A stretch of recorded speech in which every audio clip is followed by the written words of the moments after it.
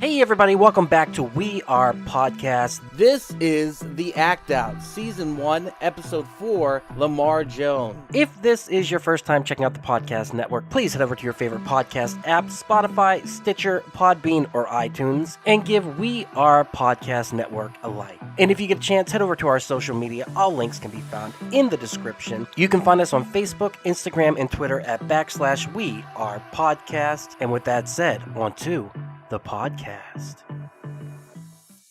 Hey everybody, welcome to The Act Out. From open mic to the big stage, comedians tell stories they've made. Hey everyone, this is Duck. Today I have a very special guest. He's hilarious, he's very funny, he's a very nice guy. George Red Speaks. Now we got to talk about this real quick, George. How are you doing? I'm doing good. How you doing? Doing excellent. The name, George Red Speaks, is that the full name or is that like the act or what is it? That's the full name, man. That's the full name. It's funny how it started. The way it started was because before I was in comedy, as far as a stand-up, my goal was to become a comedian. And the way I thought would be the best process was I started a podcast. And the podcast was called George Red Speaks. Very simple. Right. And Red, I was kind of on the run from the law. So my real last name is Rojas, which means red, but plural. Right. But Reds just sounds like the candy or that fake beer that they make, you know, the cider. Yeah. So I was just like Red with two D's, like big titties. That sounds better. And then Speaks, and it kind of blew up, man. And then so when I started doing comedy, people were coming to see George Red Speaks. And I was able to sell tickets a lot faster and kind of just like stay under the radar from the laws. Oh, damn. Until I turned myself in. We kind of got to talk about that, too. We're here today because you have a show coming up on 23rd, 7:30 p.m. It's going to be a Thanksgiving-themed show. Giggles Before Gobbles is what it's called, right? Giggles Before Gobbles. It's the day before Thanksgiving. Yes, that's going to be awesome. It's going to be you and a bunch of other local comedians just absolutely killing it before Thanksgiving. Everyone, you need to get your tickets. Come out, check it out. So that's why we're here to talk a little bit about George Red and then talk about just comedy in general. It's going to be awesome. So you are a podcaster already. You've done this multiple times, I take it. Oh, yeah. So what was the podcast? Well, it was George Red Speaks, and what I would do was I brought in comedians, but I also brought in different local talent. Here in DFW, I started off in music and then went to radio, and then from radio to television, and then I had my own TV show called Infamous Rhythm TV. Holy So then I had all these personalities that were well known, and my brother, there was G Spook. He had started at K104 and then went to 97.9 The Beat before he passed away a couple years ago. But I'd have Little Brownie, Joel Reynolds, just different personalities in the DFW and outside of the DFW. And we would talk about, I would basically start arguments with them.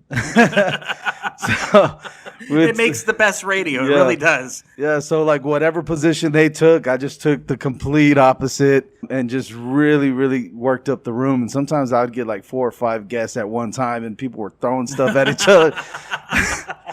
And then every time I said something funny, what I would do is I would write it down. And I was just like, okay, because I didn't even know open mics existed. Really? Which was crazy because I was producing comedy shows with a couple of comics, right, for like 7 years prior. But no one ever mentioned an open mic to me.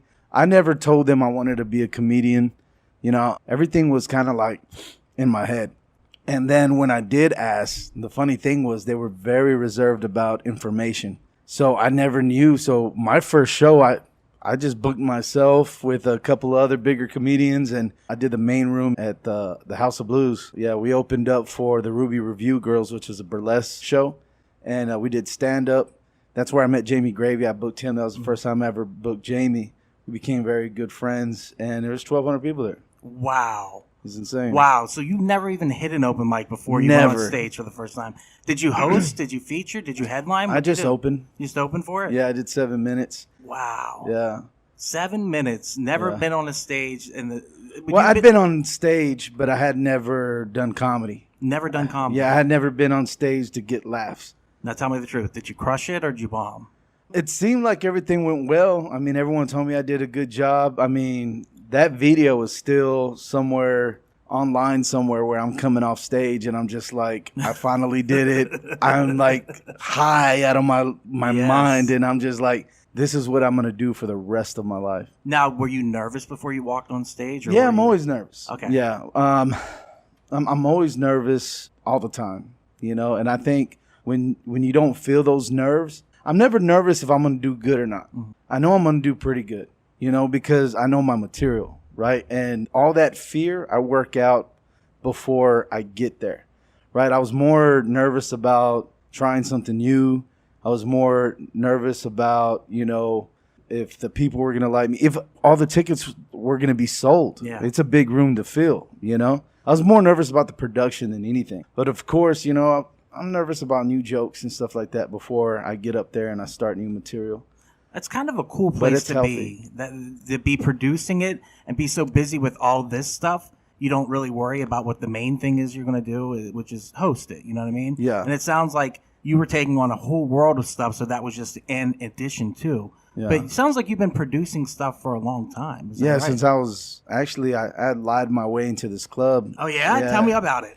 I was 17 years old, and I used to have older friends. I used to throw these big old parties, hotel parties, and I had this connection to alcohol and stuff. So a lot of underage people knew me, like all the seniors and stuff. So by the time I became a senior, a lot of those guys were in college or whatever. So I met their older brothers and stuff, and they would take me out to the clubs and to different bars. And there was this one bar in Fort Worth off of White Settlement. We went on a Friday. They would let me drink there, right? And it was a Friday night, and literally there's 4 people there, right? And it's our table. And I'm looking around, I'm like, I could throw a party here. You know what I'm saying? I could make some money.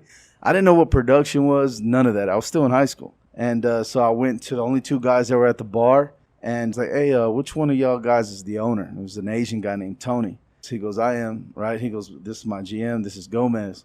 And I told him, I said, hey, man, I could throw y'all a party here. It's Friday night. I said I could really pack it out. And then they kind of laughed at me and brushed me off. And I said, no, I'm serious. Like, for real. I would really like to work something out. And he goes, I'll give you a Wednesday. He goes, we're really slow on Wednesdays. I'll give you a Wednesday. So I called it Wicked Wednesdays. Very nice. Found me a DJ, talked to a whole bunch of girls, went to the colleges and stuff. And then I just sold it out. So you're very much an extrovert, I take it then. Or do you consider yourself an introvert? Because you're a comedian. A lot of comedians are introverts that want to be extroverts. But it sounds like you're very connected to people. Well, I'm an extrovert when I need to be.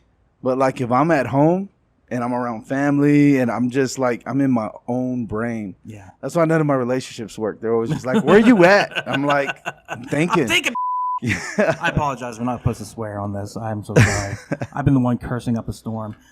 For me, like, that is something I want to talk about kind of really quick, where you were born and raised. And what were you like when you were a child? Were you a funny child? Were you an introvert? What were you like? I acted out a lot. I was from West Texas, but we moved around a lot too. I'm a PK. I'm a preacher's kid. Oh, right on. Yeah, so you're a hellion. You're a troublemaker. Yeah, from the devil. I was born to be my father's curse. You know what I'm saying?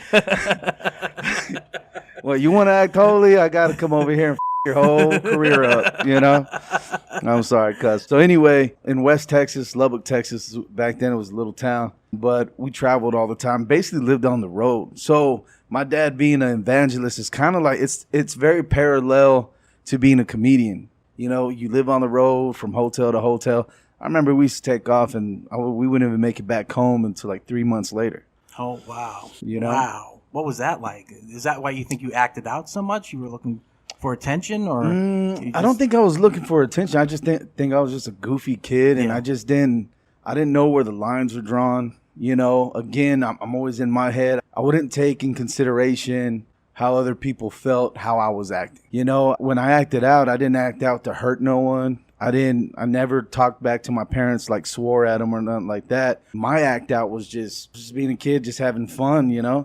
And I was an only child too. So like, then I was an only child. So like, you're kind of raised in your own brain because there's no friends. You're not in school, not in a regular public school, Mm-hmm. You're not in that setting. So my social skills are probably different. I was more self-entertaining. Yeah.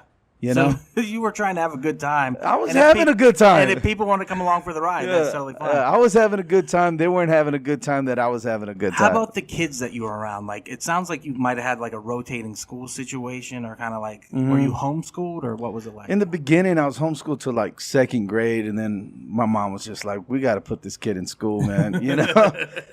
But by second grade, it took me a really, really long time to learn people and how to act around other kids and stuff. And I mean, I played with everybody, but I had a lot of problems too, a lot of insecurities as a child, because I was just like, all these kids grew up together. I didn't grow up with them. Right. I was still the outsider, but I was okay with that, I guess, Did you use comedy at that time? Is that Man, the opening of it? Well, the opening of it was my dad. My dad he's a goofball, man. He's the most hilarious person, I think, him and my uncles, and they're always just dogging on each other and ball busting, He has 7 brothers and 3 sisters. Wow. Yeah, so it's a big family. Yeah. So you could just tell, the competitiveness with them and stuff. And then with me and my cousins and things, all we did was just hurt each other verbally, And so you grow up with that, and but my dad, because him being way more religious then than he is now, I mean, he still believes in God and all. He's still a minister and stuff and travels the world, but he's not as strict, or like when I talk religious, I mean like we couldn't watch certain cartoons. It was stupid, right? And I know, I understand that. We were the same way. We couldn't watch Smurfs. Yeah, everything had to be PG or G, right? Absolutely. And so my dad's favorite, like we had a whole collection of VHSs, right? It was all Three Stooges. It was all Bob Hope. It was all Jerry Lewis and Dean Martin, Lucille Ball, and just all these different like old school comedies. So I grew up and the person I looked up to was Jerry Lewis. Yeah. So I would act out all his scenes, and my parents would be like, "Hey, Emil, come here. Show everyone do the Jerry Lewis thing." There I am running into walls and stuff. Yeah. So, yeah. That's freaking awesome. So you kind of grew up on the classics when it comes to comedy. Yeah. Was there anything modern that ever came through? Was it like a Bill Hicks or No, that all came in when I became a teenager. Very close to when I got kicked out, You got kicked out of the house. Yeah. You were a troublemaker a little bit. Yeah, I wasn't a troublemaker until they tried to push their things on me, as a young man, when I thought I was doing pretty good, right? Enjoying this episode? Go check out Geekster, a dating and friends app for geeks that focuses on common interests as a way to make meaningful connections. Download today on the App Store or click the link in the description to find out more. Geekster, this is what happens when nerds collide. Geekster, available on iOS and Android. Anyway, not to get into all that, but when I was 13 years old and my uncle Israel, right, my dad's brother, was taking me and my cousin Richard to go watch Mortal Kombat live. He got us tickets. Very nice. So this was going to be like really, really cool. We get to hang out with our uncle, which is the youngest uncle, right? And he's like the coolest one, right? Right. So he had put all types of music on, and man, it was the first time I really fell in love with like R&B, hip hop, and even Tejano music, right? Yeah. Because he liked it. And plus, I never heard none of that because I was in church, So it was all hymns and gospels and like... Well, I mean, they have, Christian rap and Christian rock and all that stuff, But then when we got back to the house, he put on stand-up comedy. It was Martin Lawrence, You So Crazy. And Martin goes up there and and I'm laughing like crazy. And I'm like, how people can talk like this? You know what I'm saying? I was just like, my mind just exploded. Ever since then, I stayed up that night till the sun came up and I watched all his DVDs. Oh, wow. Not Martin Lawrence's, but all his stand-up DVDs. So there were stand-ups in there that I didn't know. Then after that, I just became like a comedy junkie, and that was always there, but I still didn't know the process of being that. I thought it was just some guy go up there and just talk. Yeah. Not rehearsed, not written down, none of that. I didn't know none of that, yeah. Yeah, and it sounds like that night was like a religious experience almost it was. to you. Like it changed my life. Yeah, life-changing. It's so cool. So what do you think drew you to it at that time? When you saw that, did you think, I can do that? Or just think, oh my God, this is making me laugh, this is making me feel good? I was just amazed by it. I liked everything funny. Anything that was funny, I was attracted to, right? All the National Lampoons and all that. And I mean, the list goes on, and I was always looking for the next comedy movie or anything that was comedy was my favorite. I liked it more than action. liked it more than romances or whatever, I just, that and cartoons, I'm just a big cartoon head too. I love Bugs Bunny. I love, Elmer Fudd. And, I wasn't a big Mickey Mouse because to me that wasn't that funny. Dude, there's something about Mickey Mouse that's just not great. And I'm going on record and saying that right now. If you want to fight me, it's fine. But I was Looney Tunes all the way when I was growing up. I liked how Bugs Bunny used to hold a carrot like a cigar. Yeah. That and he was was a trickster too. You know what I mean? He's a prankster. Yeah, he's always getting people. It's freaking awesome. Yeah, that kind of plays into your personality on stage, though. I don't know if you separate the two. If you feel like you are the same person, or it's a character, or how you approach George Red Speaks. But you're kind of mischievous. I'm very mischievous. Yeah. Yeah. Well, like I said, after getting kicked out and stuff like that, then, growing up on the street and stuff, everything changes. So, everything, I don't play into a character when I'm doing comedy. So I would say 90% of all that's true. I just made it funny, or I stretched it out a little bit too much. But the storyline is true when I talk about relationships. Those experiences are true. Doesn't mean that story is true, but the experience of how I felt, right? So when you talk about the lady with the big hairy bush, that's true. That is true. Yeah, that's true. And you did go down on her. Of course. Because you were a gentleman and you got stuck. Freaking hysterical. Well, see, when I started, having intercourse as a young man, they didn't shave back then, Yeah, no. Yeah, and then now, so when they started, and then you're in your mid-20s, and then someone comes out, you're like, so that's back. So that's back in style, isn't it? You're not embarrassed? Me neither. All right, let's go. Oh, that's awesome. Hey everyone, it's just Duck jumping in here real quick to say thank you so much for checking out the podcast today. If you're enjoying it, head over to your favorite podcast app, Spotify, Stitcher, Podbean, or iTunes, and give We Are Podcast Network a like. And if you get a chance, head over to our social media. All links can be found in the description. You can find us at Facebook, Instagram, and Twitter at /We Are Podcast. And with that, back to the podcast. I want to talk about your writing process a little bit. You did say earlier, by doing the podcast and the radio show, you would write down your stuff. Is it the same thing now, or do you write? Because you brought your book with you just in case, it looks like. Yeah. Sometimes I'll bring this just in case something's funny, and I'll write it down, or maybe circle back to an issue that if we got off topic or I got off topic. But my writing process is it's pretty general, man. The real thing is I try to make myself laugh, right? So where I do most of my writing is in the car. When I take long trips and I'm on the road and I just start thinking about something that happened, and I talk to myself a lot because I'm crazy, right? Or demon possessed. My dad swears by it. You know what? We all got them. But some of them are just more creative is what it is. Yeah. So as soon as I start laughing about it, I'll start building on that thought, and then I'll write something down, or sometimes I'll put it in the phone. I try not to do it in the phone. I like to write longhand.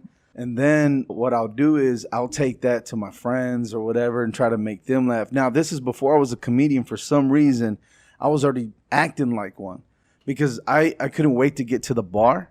I would never go to the clubs because first I felt like it was a job. That's where I made money, right? And the bars is where I had my friends and I could talk and, you can hear me and, it's more conversational. So I used to love to go to the bar and invite everyone out and then try to make them laugh about things I've been thinking about all week. Oh, that's genius. Right? And I would just try it out on them, right? Or I'd watch a movie and something about it was funny, and then I'll try to relate it to some story that I have that or experience. And then I would just practice and practice and practice. And then when they would all come around, I would just go at them, Yeah. And if they laughed, I'd be like, hell yeah, I wasn't trying to be a comedian. I never wrote it down or nothing like that. So you don't retain any of that. That was just something you were doing as for fun. That's something I always did. Just always did. So that's how my brain works.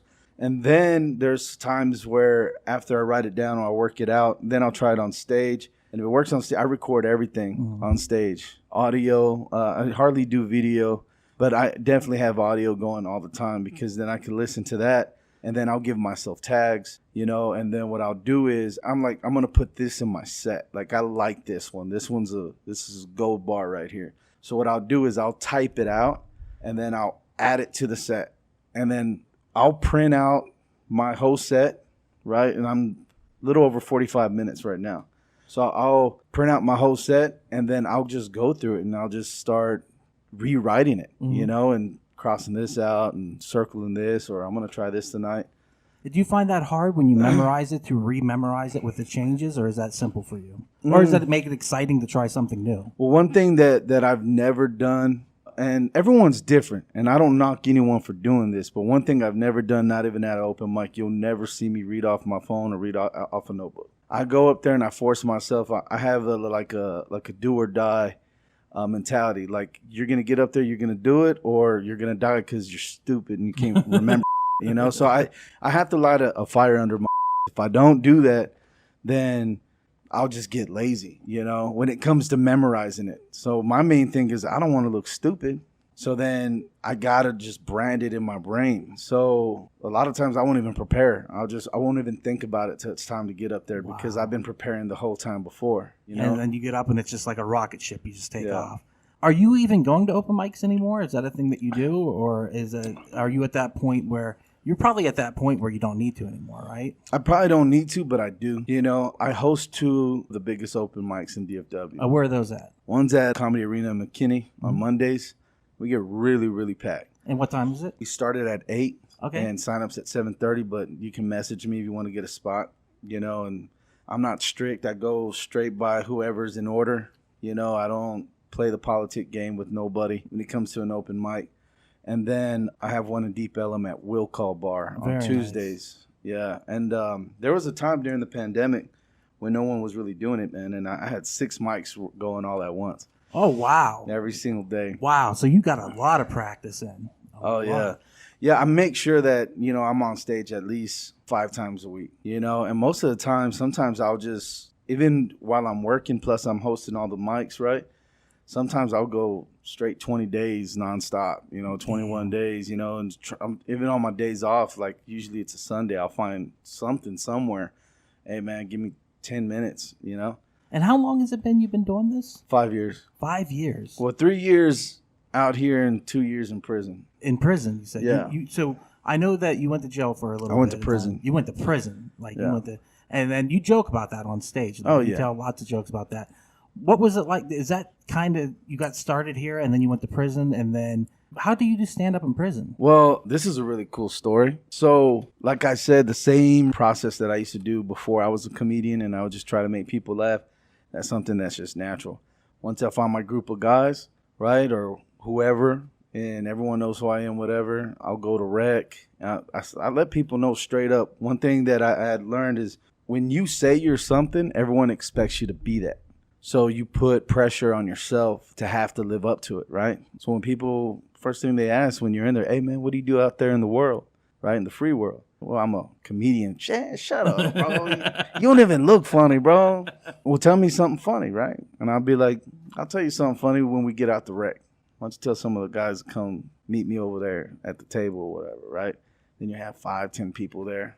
Saying like a real dead open mic, but they're all interested and they're intrigued because we're in prison. Yeah. They want to laugh, right? So then I try out and I'll get them laughing, and then I'm like, I'm running out of material. I better start writing. And then I bought this book. It's called Mastering Stand-Up by Steven Rosenfeld. And Steven Rosenfeld started the first comedy institute. It's called the American Comedy Institute in Manhattan back in the 80s. He's revered by some of the top comedian. You know who Jim Gaffigan is, of course. Jim Gaffigan left, I guess it was called Gray Advertising. He left that to become a comedian, and he studied with Steven Rosenfeld for 2 years. There's so many names I can name right now. But anyway, so I read the book. I fell in love with that book. I had it like a Bible, right? And I had stacks of comedy books on writing and stuff. It's helped me get away from my situation, you know? I remember one time I was just like, you know what? I'm going to write this guy. I had nothing else to do, right? Yeah. So I wrote him.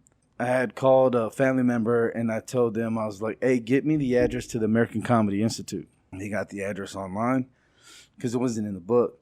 And then I sent a letter. There was an interview that was done about me. Danny Gallagher, I don't know if you know him from the Dallas Observer. So he did an interview before I got locked up, right? So then someone sent that interview to me, sent me 2 copies, right?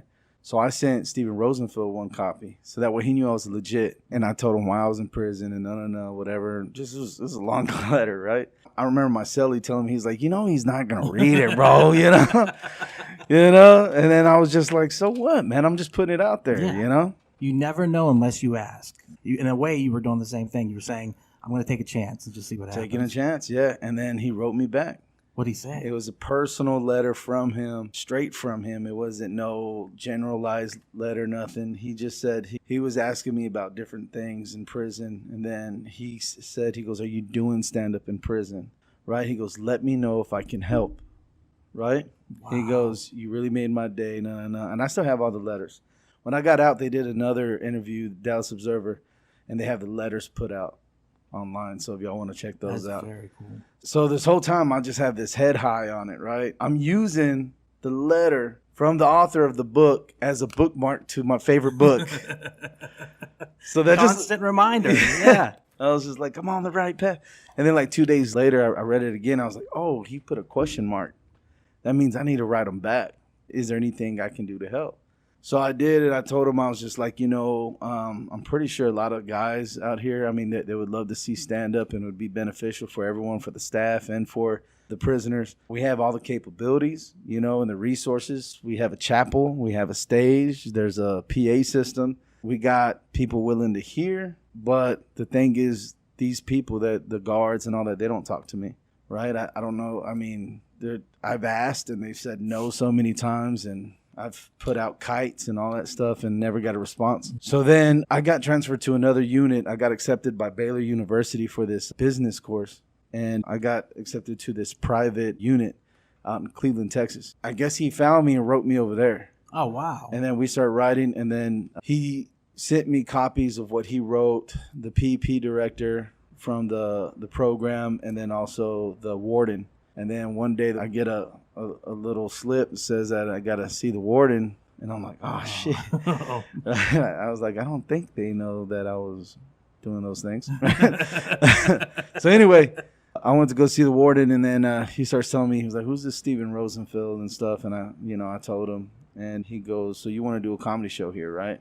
I was like, yeah. I said, well, actually, I mean, we could probably do a talent show. I'm pretty sure there's a lot of talented guys in here that love to express themselves. And then he goes, okay. He goes, we'll do it at the gym. How much time do you need? I said, about a month and a half. And I organized it and I put it together. And it was pretty bad, dude. Wow. And then ever since then, there's a guy named Ginger Vet, and he was part of education. He came to me. He was like, man, I love stand-up comedy. He goes, I know they don't let you cuss up there. Right? He goes, but you can come to my class. He goes, I have 3 classes a day with 30 people in each class. And he goes, you can work it whenever you want. You can say whatever you want. That is awesome. So then what I would do, I would hit Tuesdays and Thursdays, right? And I would hit 3 classes. So it's still 6 times a week. And that's where most of the material that you hear now, I threw out a lot of old stuff. Mm-hmm. But most of the material that you hear now, at least 30 minutes of it comes from writing in there. That's crazy that you found a way to workshop within such a situation. You know what I mean? And so as soon as you got out of prison, did you run to the stage? Yeah, I did. And then, I tried to. I got out March 25th, 2020. So it was right in the lockdown. I was so pissed. I was like, how the do I do 2 years of lockup and the whole world's on lockdown? You know, I'm just like, I'm stuck again. Doesn't make any sense. Yeah, but once things opened up in May, I threw the first independent comedy show in the nation.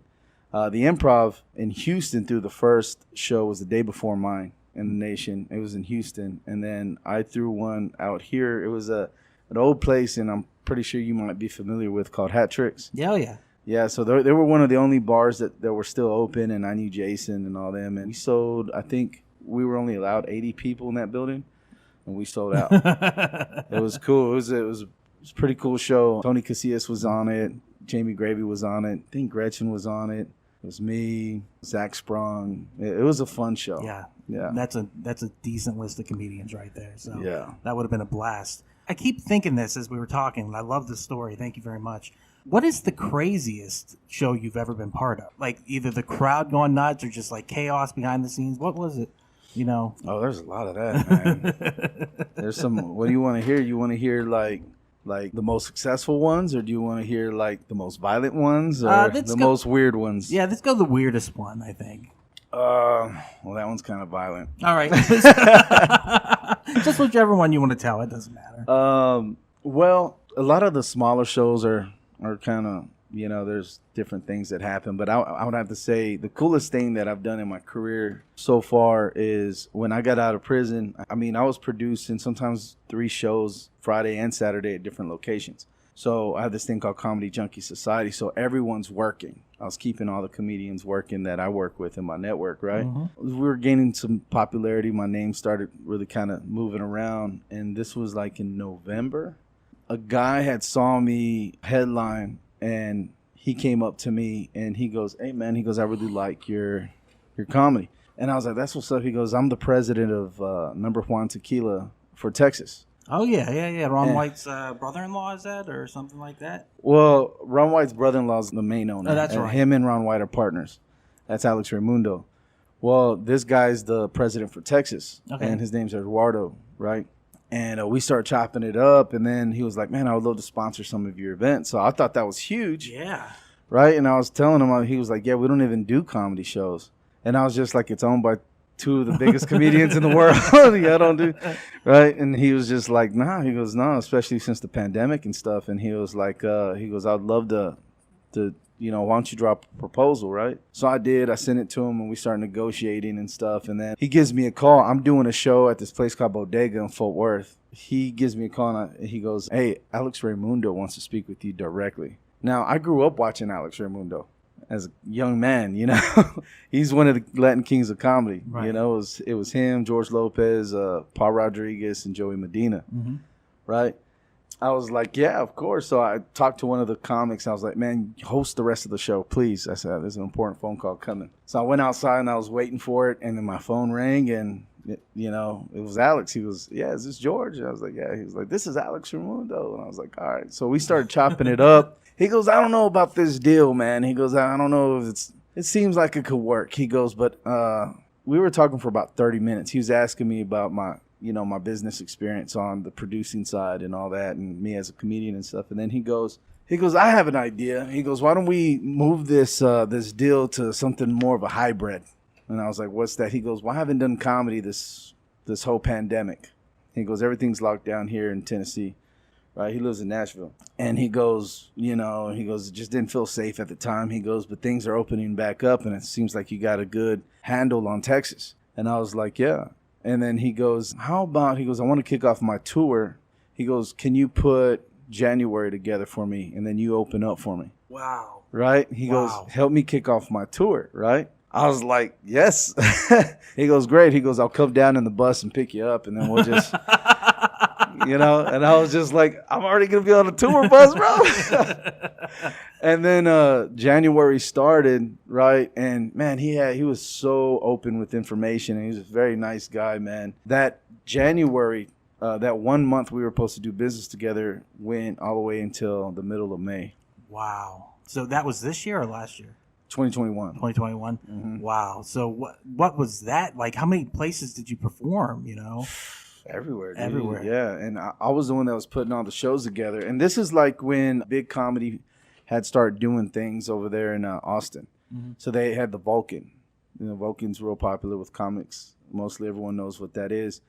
But this was before they had Kill Tony there. But it was they still had big names and stuff. And it was awesome, man. It was really cool. So have you performed at the majority of clubs within Texas then? Yeah, Texas, L.A., Santa Monica. Damn. Just everywhere, man. Damn. Well, one of the last things I wanted to ask you was, for comedians who's starting out, like people like me, who really have no idea what they're doing, what would your advice be to them? You didn't take the route most taken by comedians. You definitely plowed your own way. What would you suggest to them to get started? First, you got to be in love with it and obsessed with it. And the longest you're in love with it, you have to totally immerse yourself in it. And to tell you the truth, I don't think none of us have it figured out, and I've only been doing it 5 years. So, I'm still, to another comic, I'm at the very beginning. I've hit a marker, a 5-year marker, but I think the only thing where I've seen success, because I've seen success and failure, right, is knowing that failure is a big part of it. This is all about trial and error. This is about hitting your head against a brick wall, like literally. Oh, that's not brick. Like so many times, and learning from failure. Failure is our greatest teacher, and just staying consistent. I've always put it like this. Like I read this in some book. I don't know what book it was, but like captains that steer ship, right? When a storm would hit and they would get lost at sea, they always had the North Star. The North Star would let them know their position. They would be able to find their way home. So your vision and your goal, right, if you want to be a comedian or whatever it is that you want to be, it has to be your North Star, because no matter what happens, I know that if I'm going the right direction or I'm going the wrong direction. When I'm at a crossroads, it's very simple when you have a vision in front of it, right? Because you could say, I don't know what to do. But if you say, if I go this way, it brings me one step less closer to my vision. But if I take this direction, it brings me one step closer to my vision. Then obviously that's the right step. Motivational speaker, that's what you are too. I watched some of your videos earlier, man. They were definitely motivational. Like you were getting in there and saying positive stuff, and it's all positivity and real too. You were kind of dropping it like, if you're not going to work for it, it's not going to happen. So we're going to have a show coming up 23rd, 7:30. Giggles Before Gobbles. It's going to be an awesome show. George Red Speaks is going to be the headliner. We're going to have so many other comedians on the show. It's going to be amazing. You got to come check it out at the world famous Addison Improv. Anything you want to say to convince the people to come out to see you? Yeah, I'll give you a drop. November 23rd, 7:30 p.m. Giggles Before Gobbles. Got your boy George Red Speaks headlining. Jamie Gravy, Celine Rogers, Anna B., and Kevin Sutton, our Heavenly Father. It's going to be an awesome show here at the Addison Improv, the best improv. Boom, drop done. And that's the end of the podcast, too. George, I really appreciate it. Thank you so much for being here. Thank you so much for talking with me. With that, we'll see you on the next one. I don't have a tagline to go out with yet. So, and that's the way the cookie crumbles. Yes. Thank you again. Thank you very much. That was awesome. All right, brother. Appreciate you, man. And there it is. Thank you again so much for checking out the podcast today. If you enjoyed it, head over to your favorite podcast app, Spotify, Stitcher, Podbean, and iTunes, and give We Are Podcast Network a like. And if you've enjoyed this podcast, you're going to love the other podcasts here on the We Are Podcast Network. We have We Are Bagoo, a video game podcast where we talk Atari to Steam and everything between. That's me and Dr. Ethan Eastwood breaking down all that video game lore and having such a good time. Heroes Jiros, a Dungeons and Distractions side quest. Me and the boys were playing some D&D. You can start that one from Season 1, Episode 1. It's a blast the whole way through. And I Hate Being Sober. Personal stories from epic people. I sit down with some of my favorite people of all time. We talk about their trials, their tribulations, and their journey this far. And finally, our new live video podcast, Camp/Horrorcast, where we're going to have a roundtable discussion about our favorite horror movies. That'll be available on Twitch and YouTube, streaming every Monday at 8 p.m. Check the links in the description to find out what movies we'll be watching. Also, check the links in the description for our social media. You can find us at Facebook, Instagram, and Twitter at /We Are Podcast Network. With that said, thank you so much for checking out the podcast today. Please remember to support local comedy in any way that you can. We'll see you next time.